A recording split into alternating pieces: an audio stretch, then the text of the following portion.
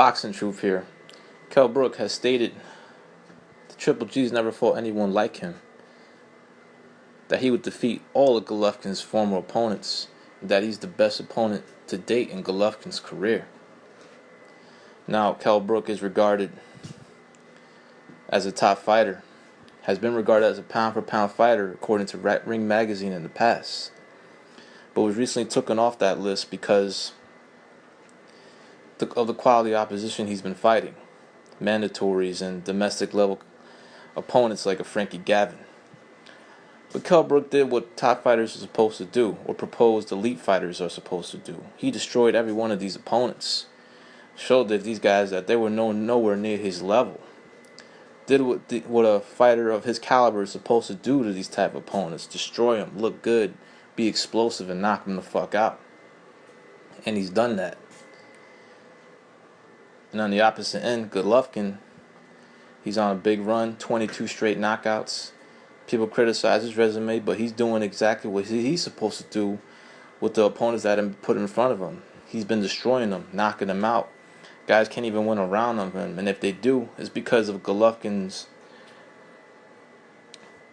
willingness to just let his opponents hit him in order to give the fans somewhat of a show, and not just a one-sided dominance and destruction on the canvas that he's been displaying in the past 22 fights of his career, 22 straight knockouts.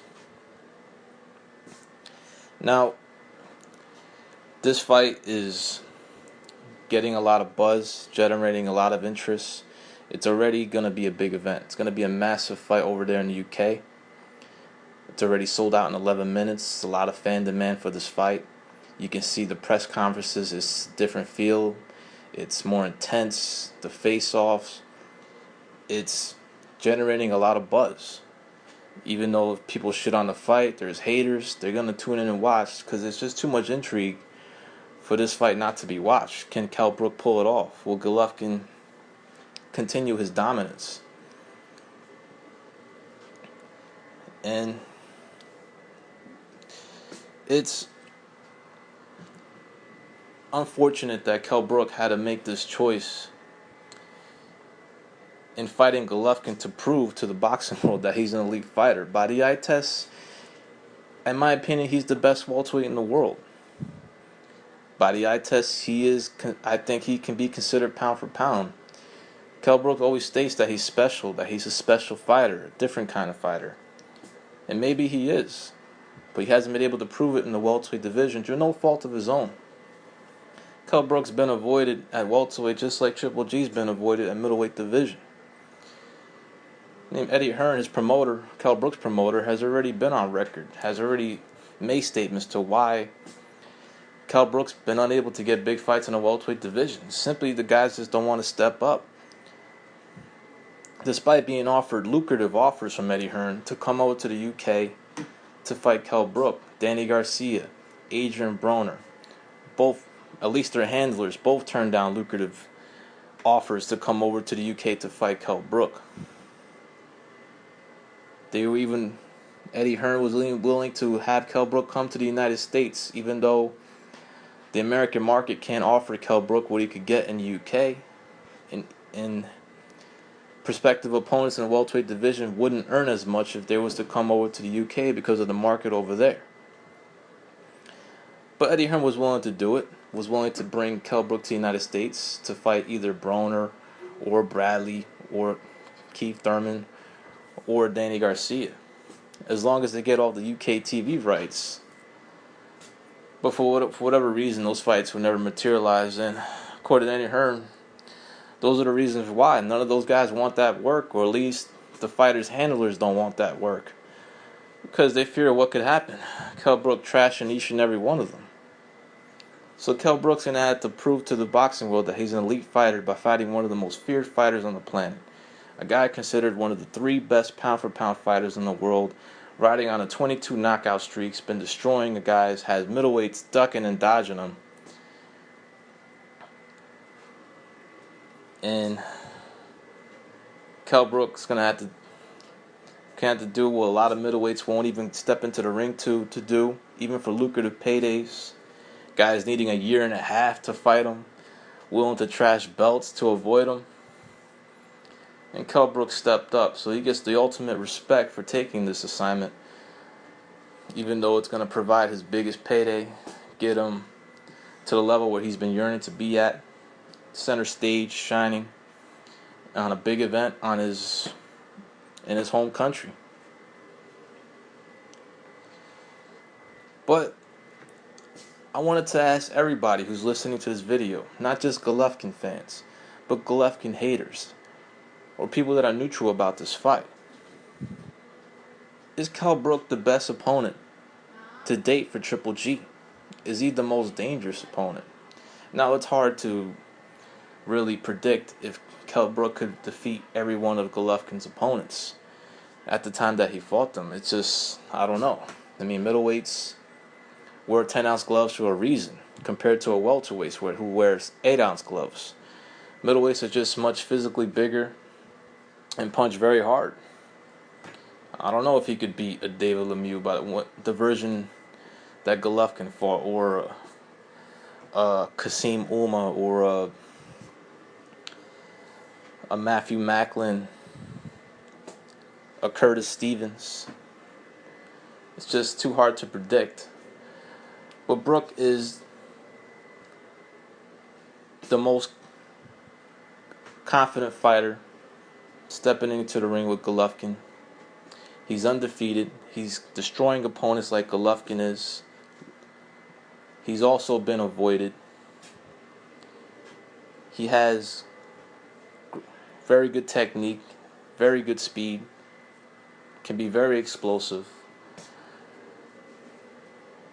And he's a much better fighter than Amir Khan if you compare it to Khan Canelo. I hated Canelo Khan because Amir Khan's not a top fighter.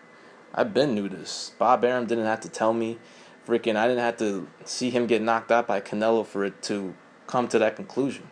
I've been knew Amir Khan's not a top fighter. That's why I didn't like the fight with Canelo, because he absolutely had no chance and absolutely had no business being in the ring with Canelo. But Kell Brook is a top fighter. He's been considered pound for pound. He's beaten a top strong welterweight in the world. He's been avoided. He hasn't been able to prove that he's the best welterweight, but by the eye test, in my opinion, he is the best welterweight. He would have success at 154 pounds even. There's definitely guys he could beat there. There's definitely guys I would pick him to beat against former Golovkin opponents. But he's fighting one of the most feared guys in boxing. One of the most destructive guys, one of the most powerful guys. Which what makes this fight intriguing. A very strong, explosive, powerful welterweight, avoided welterweight against a very strong, explosive, powerful, avoided middleweight.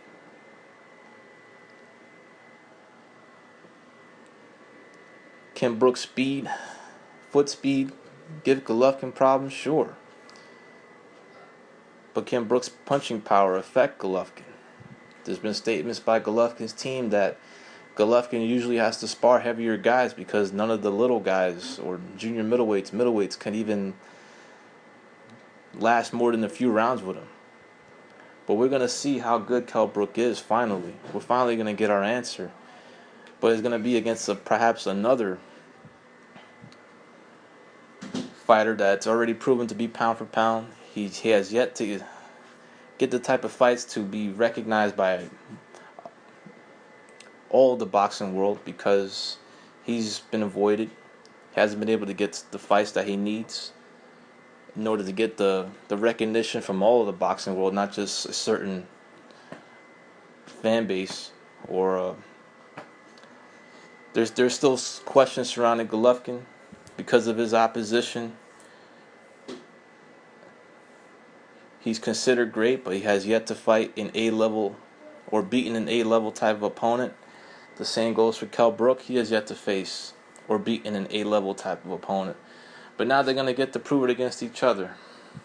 Both guys are considered top elite fighters. Both have been considered pound for pound. Both have been avoided. Both are undefeated. Both are coming off destruction performances. It's going to be a very interesting fight. Brook's hand and foot speed could be problematic, and Golovkin's power could offset the hometown advantage and him coming over to the UK to fight Kell Brook, which brings added pressure to this fight for Golovkin. There's a lot of pressure on Golovkin for this fight. If he doesn't look good, he'll get criticized. If he looks good, he'll say he knocked out he's a weight bully. He knocked out a little dude, little welterweight. If he struggles, it's a lose-lose situation for Golovkin. A lot of pressure on this fight, not only to win, but to look good and not get embarrassed by the welterweight. Imagine if Golovkin was to lose this fight. Golovkin haters will have a field day, even though they're shitting on the fight, hating on it, and thinking Brook has absolutely no chance in this fight. I'm not going to say Brook has absolutely no chance. I don't favor him to win it, but maybe he can create some issues, some problems. And the other thing is he's got hometown advantage. It's on his turf. It's in the UK, which brings him another element to this fight that makes it even more intriguing. Golovkin is going to be the road warrior coming over to the UK to fight a UK fighter.